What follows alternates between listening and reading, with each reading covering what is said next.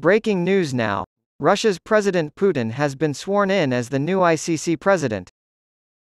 Russia has taken a controversial step by adding International Criminal Court, ICC, President Peter Hofmansky to an international wanted list.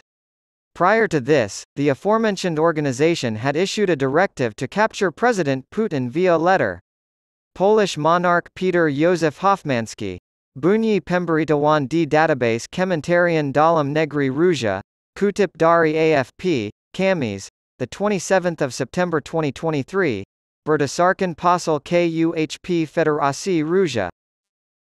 Information about the charges against Hofmansky that were first laid out on Tuesday have not been released by the relevant ministry. Read. General Putin's son reads Al-Quran, calls his father the leader of the Bonga people. In April, a group of people based in Den Haag, the Netherlands, made public a letter of arrest warrants against Vladimir Putin for war crimes, including the illegal deportation of Ukrainian children. The International Criminal Court has also issued an advisory opinion to Russian children's rights envoy Maria Lvova-Belova for similar reasons. Russia had previously issued a warrant for the arrest of ICC war criminal Karim Khan and several other alleged war criminals. Read. Russia's war is heating up, and these are Putin's new tactics in the Ukraine. In September, the International Criminal Court opened a field office in the Ukraine as part of its effort to demand punishment for Russia's military for its role in the attack on Moscow from a country supported by the West. On the other hand, Russia has stated that the ICC's warrant for Putin's arrest is not legitimate, because the country is not a member of the international court system. Whereas, a former president of the French Republic is pushing us to engage in what our penal code describes as intelligence with the enemy, a crime punishable by 30 years in prison, in order to make a pact with Vladimir Putin, presumed responsible for war crimes by the International Criminal Court and under an arrest warrant for illegal deportation of thousands of Ukrainian children. In urging young Russians to seek out Big and Holy Mother Russia, the Pope is effectively becoming a propagandist for Vladimir Putin's exact program.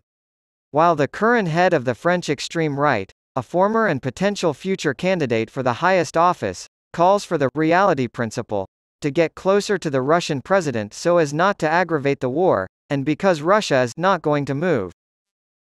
In the meantime, the self-proclaimed and manipulative leader of the French left, after having fiercely campaigned for the refusal to send weapons to Ukraine, thus advocating a policy of non-assistance to democracy in danger, is now multiplying wavering declarations evoking the obligation to bring Putin back to the negotiating table, without Ukraine losing the war. However, he still refuses to admit that, faced with such an adversary, in order to not lose the war, Ukraine must negotiate. And the only way she can do it is with the very assistance he is trying to block. Vladimir Putin's aggression plunges Europe into open warfare. While the widely popular Brazilian president-elect takes a firm stand in support of Putin. While intellectuals on both sides, foreseeing Ukraine's defeat, urge us to show some sense and give up on a lost cause.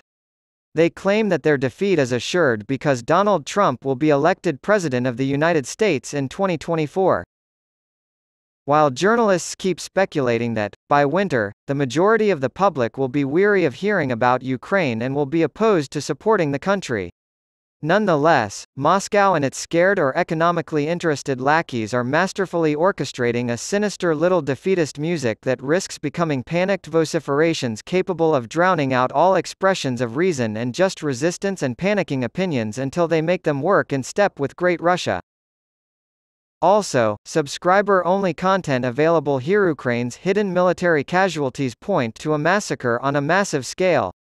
Whereas Vladimir Putin, having brought his war into the heart of Europe, uses all the harmful power specific to a tyranny to destroy the foundations of our social and democratic life and the evil and ruinous chaos that, everywhere in the world, it exports in 1,000 ways, severely impeding the immense work that has been waiting for us for too long, effectively combating global warming and its disasters, accelerating social progress, opposing poverty and inequality.